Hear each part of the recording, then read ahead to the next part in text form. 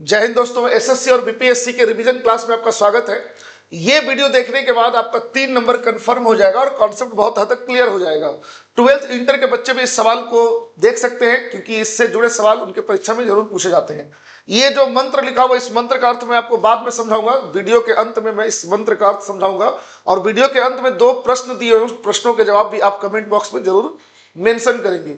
ये मंत्र का क्या अर्थ है मैं इसे कुछ देर बाद समझाता हूं।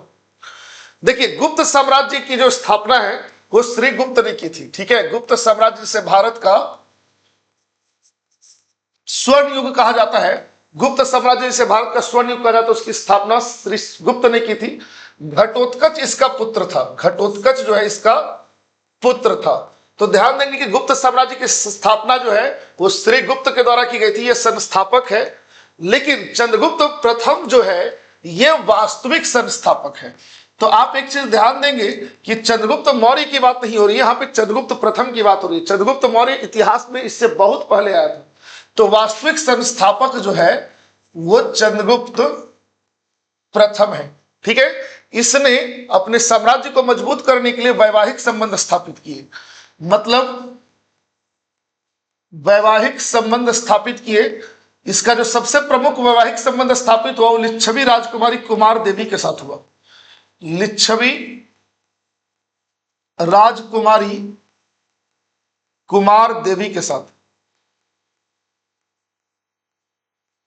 इसकी राजधानी जो थी वो पाटलिपुत्र थी।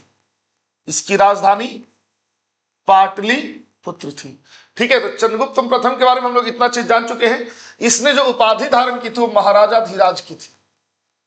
महाराजा धीराज। आप कह सकते हैं कि गुप्त साम्राज्य का प्रथम महान और शक्तिशाली शासक चंद्रगुप्त प्रथम था। भले ही श्री गुप्त ने गुप्त साम्राज्य की स्थापना की हो, लेकिन जो वास्तविक संस्थापक था, यह वास्तविक संस्थापक चंद्रगुप्त प्रथम ही था। चंद्रगुप्त प्रथम के बाद उसका पुत्र समुद्रगुप्त गद्दी पर बैठा। इसे भारत का नेपोलियन कहा जाता है। इसे भारत का नेपोलियन इसलिए कहा जाता है क्योंकि इसने अपनी जिंदगी में कोई लड़ाई, अपनी जिंदगी का कोई लड़ाई ये नहीं हारा है ना। इसने भारतवर्ष को एक कर दिया। पूरे भारत को अपनी सेना के साथ इसने रौंद दिया और भारतवर्ष को एक कर दिया। इसके सामने सभी राजा नतमस्तक हो गए। ठीक है, इसने अश्वमेध यज्ञ भी किया था। अश्वमेध यज्ञ किया था इसने, समुद्रगुप्त ने। ठीक है, इससे जुड़ी जो एक और चीज हो सकती है वो ये है कि वीणा बजाते हुए सिक्के मिले इसके। वीणा बजाते हुए सिक्के, वीणा बजाते हुए सिक्के, जिससे पता चलता है कि कला का बहुत बड़ा प्रेमी रहा होगा। ठीक है, गरुड़ आकार के सिक्के। गरुड़ आकार, गरुड़ जो कि भगवान विष्णु का वाहन है, तो यह भी चूंकि भगवान विष्णु का बहुत बड़ा भक्त था तो उसने गरुड़ आकार के सिक्के चलाए। और आपको एक चीज और बता देते हैं कि गुप्त साम्राज्य के का जो राजकीय चिन्ह था वो गरुड़ ही था। गुप्त साम्राज्य का राजकीय चिन्ह क्या था? गरुड़। इससे पता चलता है कि इसके शासक जो थे वो वैष्णव धर्म को मानने वाले थे। इसमें जो एक इंपॉर्टेंट चीज वो ये भी है कि इसी के लिए लिखा गया था प्रयाग प्रशस्ति। प्रयाग प्रशस्ति। प्रशस्ति का मतलब होता है प्रशंसा। प्रशस्ति का मतलब होता है प्रशंसा। प्रयाग जो कि पहले इलाहाबाद था, प्रयागराज हो गया, वहां पर इसके दरबारी कवि हरिशेन ने, इसके लिए प्रयाग प्रशस्ति की रचना की। तो प्रयाग प्रशस्ति के द्वारा हमें समुद्रगुप्त के भारत विजय के बारे में जानकारी मिलती है। तो समुद्रगुप्त के बारे में हम लोग इतना जान चुके हैं। भारत का नेपोलियन कहलाता था। अश्वमेध यज्ञ किया, वीणा बजाते हुए सिक्के मिले हैं, गरुड़ आकार के सिक्के मिले हैं, और प्रयाग प्रशस्ति का संबंध किससे है? समुद्रगुप्त से है। इसके बाद जिस राजा का नाम आता है चंद्रगुप्त द्वितीय है। ठीक है, एक चीज जो इसमें छूट गया वो ये है कि समुद्रगुप्त जो है इसने परम भागवत की उपाधि ली थी। परम भागवत। ठीक है ना। इसके पहले चंद्रगुप्त प्रथम जो उसने महाराजा धीराज की उपाधि ली थी और समुद्रगुप्त ने परम भागवत की उपाधि ली थी। इसके बाद नाम आता है चंद्रगुप्त द्वितीय का। ठीक है, इसने राजधानी पाटलिपुत्र एवं उज्जैन को बनाया। उज्जैन जो कि मध्य प्रदेश में है, बाबा महाकाल का स्थान। पाटलिपुत्र उज्जैन के बाद जो इसके जो राजधानी इसने बनाया, उसके बाद चंद्रगुप्त द्वितीय जो है इसने शकों को पराजित किया था। शकों को पराजित किया, शकों को पराजित किया और अपनी उपाधि शकारी ली। शकारी, चूंकि शकों को इसने हराया था तो अपनी उपाधि क्या ली इसने? शकारी की उपाधि ली। वैसे इसे विक्रमादित्य भी कहा जाता है, विक्रमादित्य। ठीक है, आप ध्यान देंगे कि भारत में कुल 14 विक्रमादित्य शासक हुए जिन्होंने उपाधि विक्रमादित्य की ली थी, जिसमें सबसे फेमस जो है चंद्रगुप्त द्वितीय है। भारत में 14 शासक विक्रमादित्य का उपाधि लिए थे, जिनमें सबसे फेमस कौन है? चंद्रगुप्त द्वितीय है। ठीक है, शकों को पराजित करने के अलावे इसने जो इसकी जो प्रमुख उपलब्धियां हैं वो ये है कि इसने अपने दरबार में 9 रत्नों को स्थान दिया। 9 रत्नों को स्थान दिया, जिसमें सबसे प्रमुख थे कालिदास।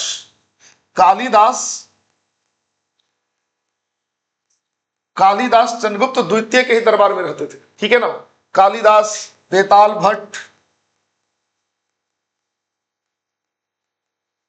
अमरसेन,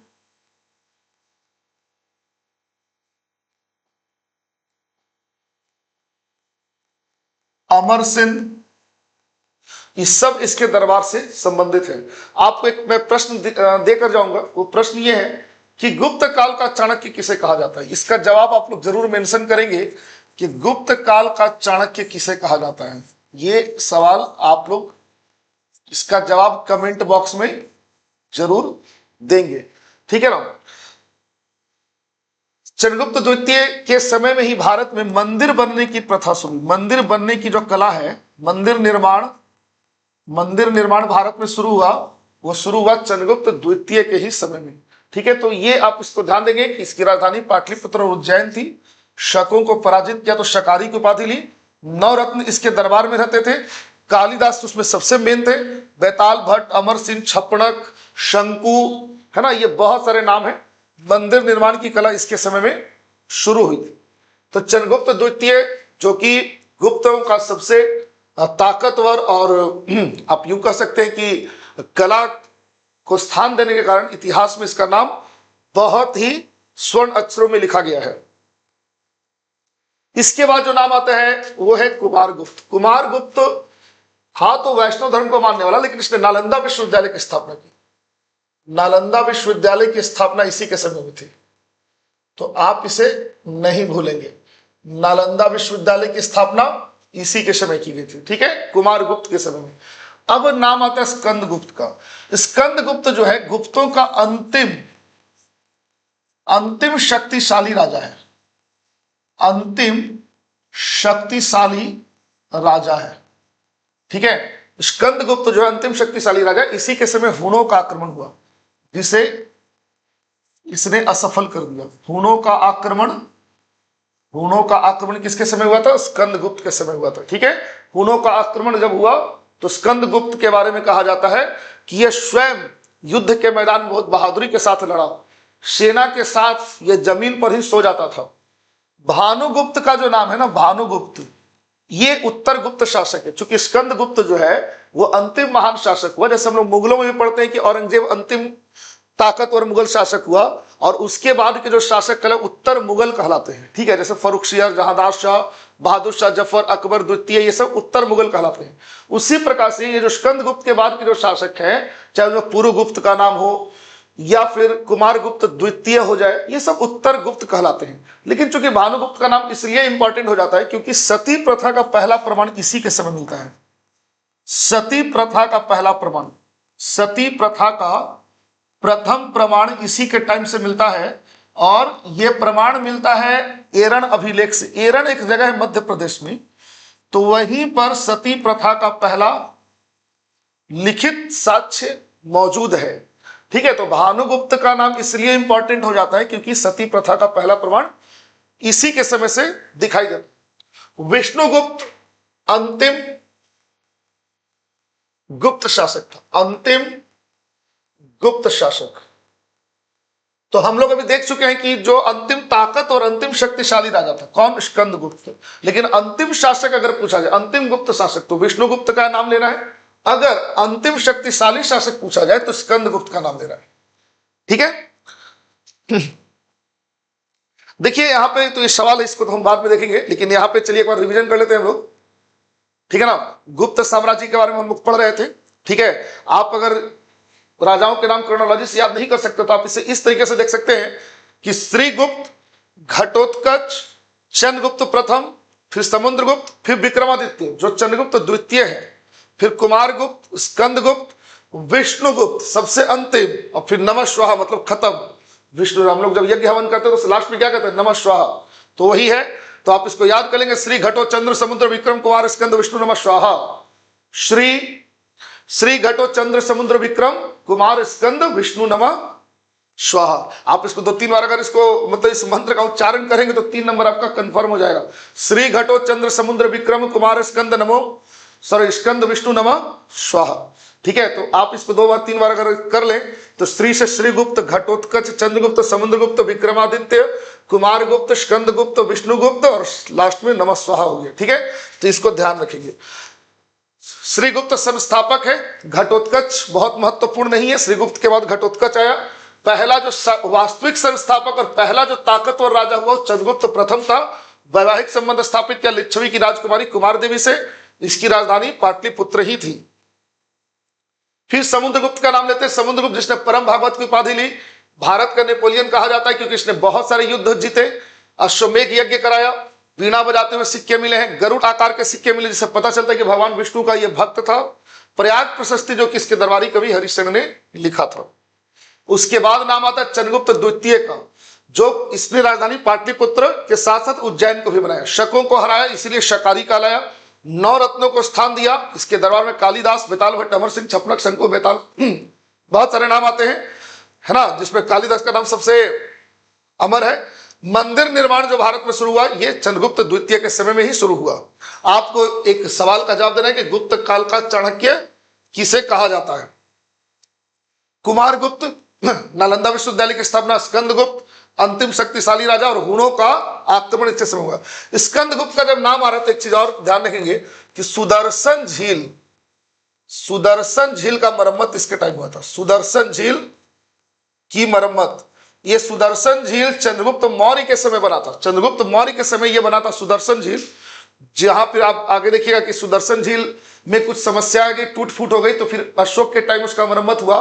फिर रुद्रदामन प्रथम के समय उसकी मरम्मत की गई और फिर अंतिम तौर पर जो उसकी मरम्मत हुई है वो स्कंदगुप्त के समय हुई है, ठीक है। तो स्कंदगुप्त का नाम आप याद रखेंगे। सुदर्शन झील की मरम्मत इसके समय हुई थी, अंतिम शक्तिशाली राजा है, और हुणों का आक्रमण इसके समय हुआ था। भानुगुप्त का नाम आता है। भानुगुप्त जो सती प्रथा का प्रथम प्रमाण है, अरण्य अभिलेख से मिलता है। अगर परीक्षा में आपसे पूछा जाए कि उत्तर गुप्त कौन है तो स्कंदगुप्त के बाद जितने राजा हैं सब उत्तर गुप्त में आएंगे। स्कंदगुप्त के बाद के जितने राजा हैं सब उत्तर गुप्त में आएंगे, ठीक है। भानुगुप्त उत्तर गुप्त शासक, विष्णुगुप्त जो कि अंतिम गुप्त शासक था। इसके बाद गुप्त वंश खत्म हो गया, ठीक है। चलिए एक सवाल आपको हम देते जा रहे हैं, इस सवाल का जवाब आप जरूर देंगे कि भारत का नेपोलियन किसे कहा जाता है, स्कंदगुप्त को, भानुगुप्त को, कुमारगुप्त को, या इनमें से कोई नहीं। इनमें से कोई नहीं है तो आप आंसर डी लिखेंगे। अगर कुमारगुप्त आंसर है तो सी, भानुगुप्त आंसर है तो बी, और स्कंदगुप्त है तो आंसर आप ए लिखेंगे। सुदर्शन झील का निर्माण किसने कराया था? स्कंदगुप्त ने, समुद्रगुप्त ने, भानुगुप्त ने या श्रीगुप्त ने? आपका जो भी जवाब होगा, है ना, निर्माण की जगह यहां मरम्मत कर देना सही रहेगा, है ना। सुदर्शन झील का मरम्मत किसने कराया था? निर्माण तो चंद्रगुप्त मौर्य ने कराया था, चंद्रगुप्त मौर्य के समय में हुआ था। चंद्रगुप्त मौर्य ने भी नहीं कराया था, उसके समय में हुआ था। तो सुदर्शन झील का मरम्मत किसने कराया था? इन चारों ऑप्शन से जो आपका ऑप्शन होगा उसका जवाब आप जरूर लिखेंगे, ठीक है।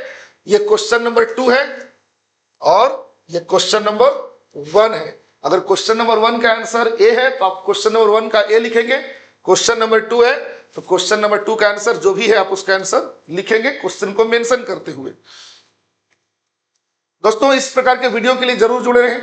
10 मिनट 15 मिनट के वीडियो में अगर कॉन्सेप्ट क्लियर होता है तो ये आपके लिए बहुत ही बेहतर होगा, क्योंकि ये जो गुप्त काल से सवाल बहुत पूछे जाते हैं परीक्षा में। अगर आपको ये वीडियो पसंद आया तो आप इसे लाइक, सब्सक्राइब और शेयर जरूर करेंगे अपने दोस्तों के बीच। अगर वीडियो में कोई समस्या है या आपको मन में अगर कोई डाउट है तो आप उसे कमेंट के माध्यम से जरूर पूछेंगे। तब तक के लिए धन्यवाद।